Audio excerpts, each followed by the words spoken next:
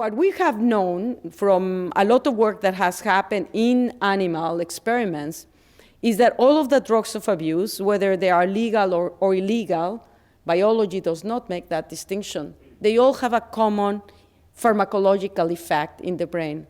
All of these drugs, they actually increase the concentration of a chemical, dopamine, in limbic areas of the brain. And it is believed that the ability of drugs to increase dopamine in these limbic areas of the brain, particularly in reward centers, is crucial for their rewarding effects and for their potential for producing addiction. Now, why is that so? And again, it's one of those aspects that relates a little bit randomness of nature, that certain chemical structures, the few drugs that are addictive, because there are not many chemical compounds that can produce addiction. If you think about all of the chemical compounds out there in the world, there are very few that are addictive. But we have gravitated towards them. So why have we gravitated towards them? Is this something that's uniquely human? Well, no, it's not uniquely human. Actually, any animal will gravitate towards these drugs. And why is that so? It is so because our brain is hardwired to respond to pleasure.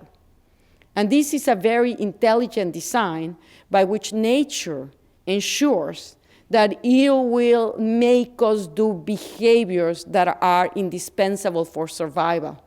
And that is survival of the individual and survival of the species. So for nature to ensure that we will go through the behaviors necessary in order to procure the food that is necessary for us to survive, it has linked it to pleasure, to reward. Similarly, as it relates to reproduction, that behavior is associated with reward to ensure that the species will procreate. And so this very, very primitive system of reward, which actually can be identified in flies, is the one that is directly tapped by drugs of abuse. And when you start thinking about it, you start to then recognize why drugs of abuse can produce such a level of havoc in someone's brain. Because they can directly, literally, hijack that system that evolved over thousands and thousands of years to ensure survival of the species.